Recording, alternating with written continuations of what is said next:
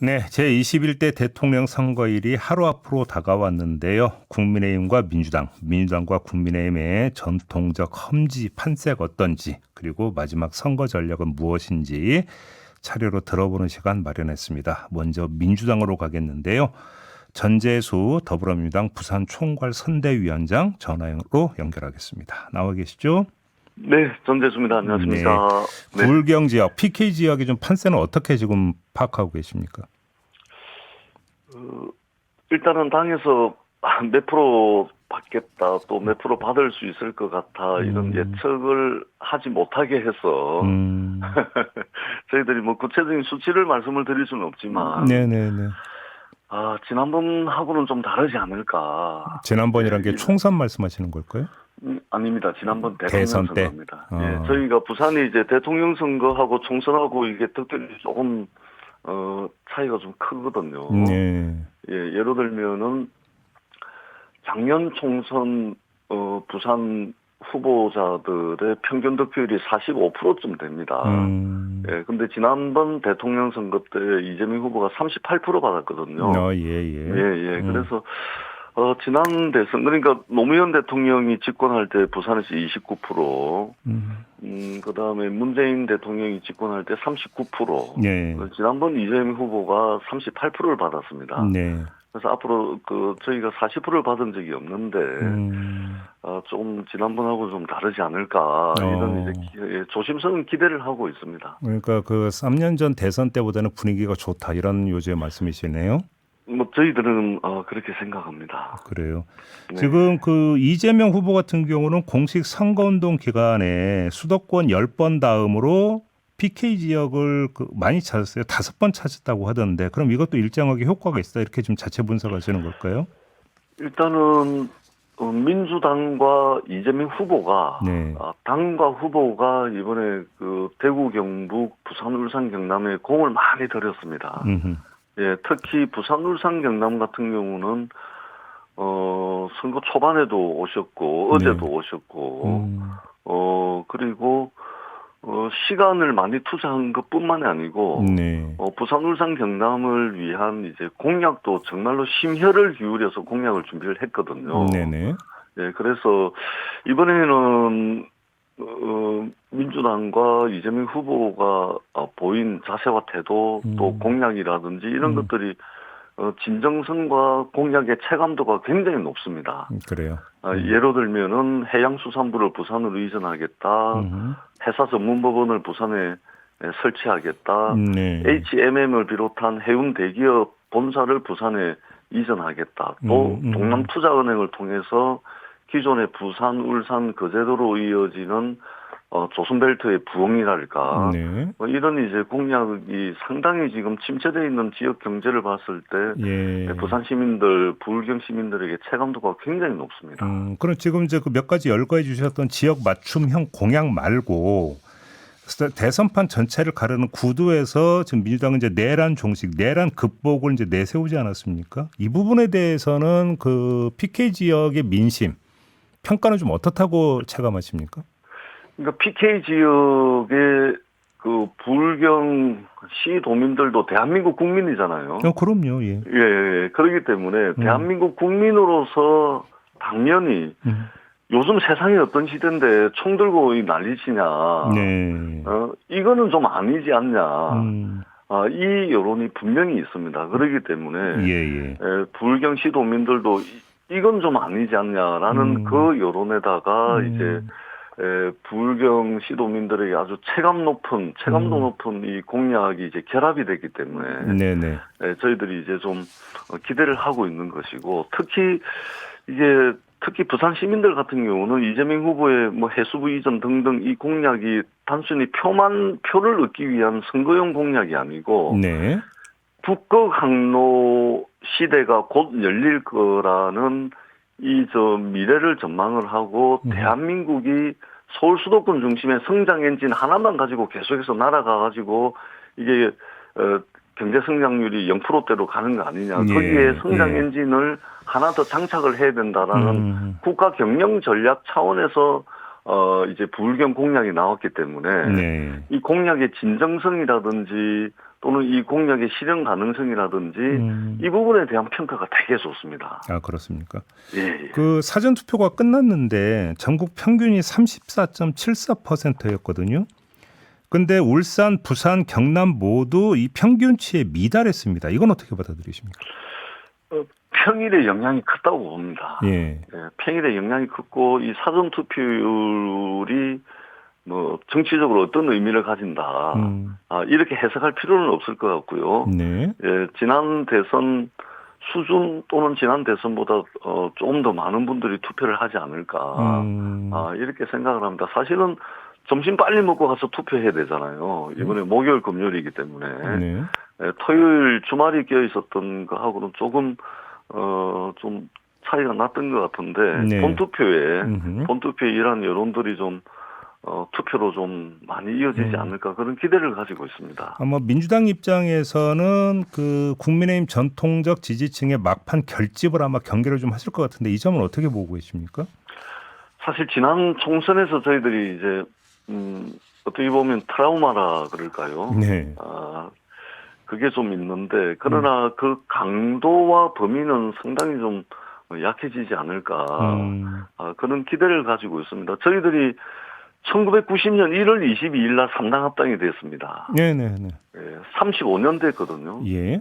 35년 동안 떨어지고 도전하고 떨어지고 도전하고 이 과정을 통해서 이제 PK의 시도민들도 민주당이 정말로 계속해서 도전하고 떨어지는데도 또 하는구나 이런 진정성을 계속해서 확인해왔던 과정이고 네네. 뿐만 아니고 그 진정성 속에서 끊임없이 도전하는 과정 속에서 저 사람들에게 한 맡겨볼 만하다. 그 과정을 통해 가지고 유능함도 지금 검증을 받아가는 과정입니다. 그래요. 그렇기 때문에 지난번보다 훨씬 좋아질 것이고 또 앞으로도 저희들의 도전이 계속해서 이어지는 과정에서 진정성과 유능함 맡겨도 되겠다. 네. 이것이 검증받는 과정에서 결과가 부산 부울경의 이제 정치 지형이 좀 상당히 바뀌지 않을까 이런 기대를 가지고 있고 네. 저희들이 일관되게 최선을 다하고 있습니다. 박근혜 전 대통령이 움직이기 시작했습니다. 대구 서문시장을 방문한 데 이어서 오늘 부산, 울산, 진주를 방문한다고 하는데요. 이게 좀 어떤 영향을 미칠 거라고 전망을 하십니까? 저는 오히려 민주당으로 역결집이 일어나지 않을까. 그렇게 생각을 합니다. 지금 박근혜 전 대통령만 움직이는 것이 아니고 이전에 이명박 전 대통령도 나오죠. 그다음에 박근혜 전 대통령도 나오죠. 네. 그다음에 지금 그 윤석열 전 대통령도 나오고 예. 최근에는 황교안 대표까지 후보를 사퇴하면서 네, 맞습니다. 김문수를 돕겠다 이러고 있는 거 아닙니까? 네네. 우리 국민들이 이걸 이걸 전부 다 보고 있거든요. 네. 이게 뭐냐면, 저 이제 그 탄핵당한 사람 또 내란 일으켰던 사람 또 극우 세력의 그 연합체구나. 김문수 후보가 그런 거 아닙니까? 저 윤석열 대통령이 김문수를 도와주라 이렇게 이야기하니까 김문수 후보는 뭐 좋다 그렇게 표현도 못하고 싫다 이렇게 표현도 못하는 어정쩡한 모습을 보이고 있는 거 아닙니까? 네. 그렇기 때문에 청산해야 되고 또는 과거로 흘러갔어야 될 세력들, 사람들이 총결집하는 것이기 때문에 네네. 상식적인 대한민국 국민이 과연 저 모습을 보고서 어떻게 판단할 거냐. 예. 오히려 민주당으로 역결집 현상이 일어나는 그런 촉매제 역할을 할 거라고 저희들은 생각을 합니다. 근데 좀 냉정한 시선을 좀 볼 필요가 있을 것 같은데 박근혜 전 대통령이 영남 지역에서 아직도 상당한 영향력을 발휘하는 그런 인물이라고 평가하세요? 예를 들면은 제 경험을 말씀을 드리자면 네. 제가 2012년 국회의원 선거 때 세 번째 떨어졌는데 네. 그때 제가 48%를 받고 떨어졌습니다. 예. 굉장히 치열했었는데 그때 당시 박근혜 당대표가 이 제 지역구가 어렵다 그러니까 국민의힘 후보를 지원하기 위해서 구포시장을 3번을 왔어요. 예. 근데 오실 때마다 이 여론이 출렁거리고 제가 앞서 나가다가 오고 나면은 또 뒤집어지고 오고 나면 또 뒤집어지고 이래가지고 제가 48% 받고 떨어졌는데 네. 2012년도입니다. 네. 그때는 선거의 여왕이었습니다. 근데 지금 10년 세월이 더 지났고 그 이후에 탄핵이 됐고 그 이후에 박근혜에 대한 어떤 그 실체 탄핵당 과정에서 네. 드러났기 때문에 아직도 선거의 여왕이라고 생각하신다면 네. 뭐 본인은 그렇게 생각하실 수 있을지 모르겠지만 네. 10년이면 강산 변합니다. 요즘은 1년만 지나도 강산 변하는 시대에 저는 전직 대통령으로서 좀 나라의 미래를 생각해 주시는 게 좋지 않을까. 아마 일반 국민들도 저와 같은 생각일 거라고 생각합니다. 그래요. 알겠습니다. 좀 막판에 불거진 이슈 하나 좀 견해를 좀 여쭤봐야 될 것 같은데 리박스쿨의 자선군이라는 댓글팀 운영 사실이 지금 폭로가 됐는데요. 자, 이건 어떻게 평가를 하십니까? 김문수 후보와 연관성 의혹도 제기가 됐는데 김문수 후보 측에서는 강하게 부인하고 있거든요. 이 점은 어떻게 보십니까? 근데 부인 하나마나 이미 동영상도 나오고 있고 네. 뭐 여러 가지 자료들이 나오고 있지 않습니까? 네. 예, 그런 동영상과 구체적으로 나오고 있는 자료들에 대해서 설명을 해 주셔야 되고 그냥 뭉뚱그려서 나오고 상관없다 이렇게 말씀하시면 안 됩니다. 더더구나 네. 예.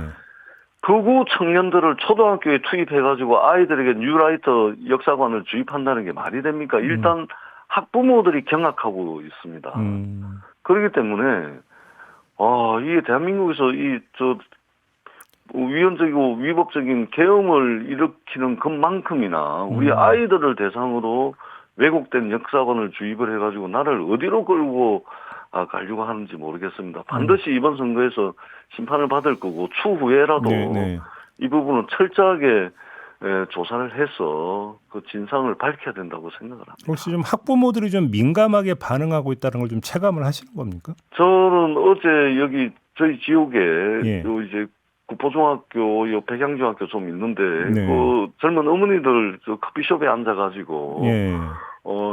이제 담소 나누는 공간들이 있거든요. 네. 굉장히 놀라고 계세요.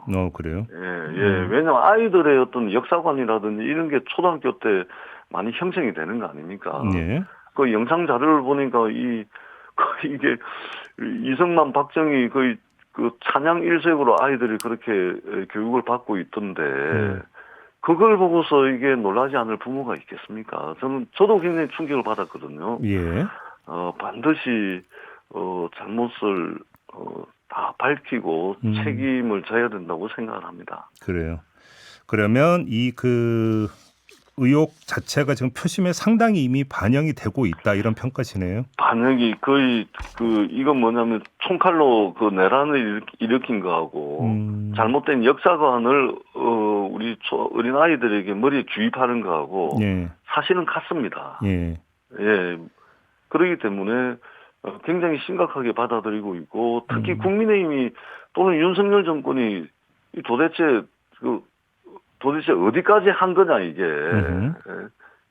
어디까지 이렇게 그 상상을 초월한 일들을 한 거냐 이런 이제 여론이 상당히 지금 이제 고조되고 있는 형국이라고 보시면 될 것 같습니다. 알겠습니다. 또 하나 이슈에 대한 그 입장도 좀 여쭤보겠는데요. 세계적인 투자자인 짐 로저스 회장이 이재명 후보 지지 선언을 했다, 안 했다 지금 공방이 벌어지고 있습니다. 국민의힘에서는 지지 선언이 거짓이라고 하면서 이게 진짜 여론 조작이고 대국민 사기극이다 이렇게 지금 주장을 하고 있는데 이 점은 어떻게 보십니까? 짐 로저스 회장이 그 지지를 했건 안 했건 이게 국민 여론에 엄청나게 영향을 미칠 만큼 대국민 사기극인지 이 부분에 대해서는 조금 생각이 다르고요. 다만 우리 김신양 이사장이 이거를 이제 추진했던 김신양 이사장이 오늘 내일 중으로 빠르면 오늘 중으로 정리를 해서 공개를 한답니다. 그렇기 때문에 조만간에 이것에 대한 이게 진위 여부는 국민들께 아마 보고를 드리게 될 거고 이걸 가지고 무슨 대국민 사기극이다 할 만한 그게 되는지는 잘 모르겠습니다. 어떻든 오해를 낳는 것은 좋지 않는 일이고 김진영 이사장이 오늘 내일 중으로 공개를 하기로 했기 때문에 좀 기다려 보시는 게 좋을 것 같습니다. 알겠습니다. 이제 하루 남았는데 이제 거의 판세를 다 굳어졌다 이렇게 봐도 되는 겁니까? 아직도 좀 약간 유동적인 게 있다고 보십니까?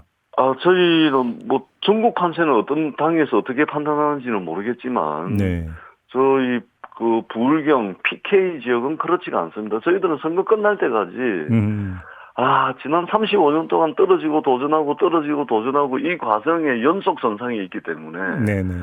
어떻게든 지난 대선보다 더 많이 받아야 되고 어떻게든 저희들의 진정성과 유능함, 공약의 실현 가능성 이 부분에 대해서 한 분이라도 더 많은 분들께 말씀을 드리고 동의를 받아내야 되기 때문에 네네. 저희들은 뭐 선거가 끝날 때까지 끝난 게 아니다. 이런 자세로 경청 투어, 골목 투어 또 좀 도와달라라는 이런 진정 어린 호소를 선거 끝날 때까지 하도록 하겠습니다. 알겠습니다. 자, 오늘 말씀 여기까지 듣겠습니다. 고맙습니다, 위원장님. 네, 고맙습니다. 네, 전재수 더불어민주당 부산 총괄 선대위원장이었습니다.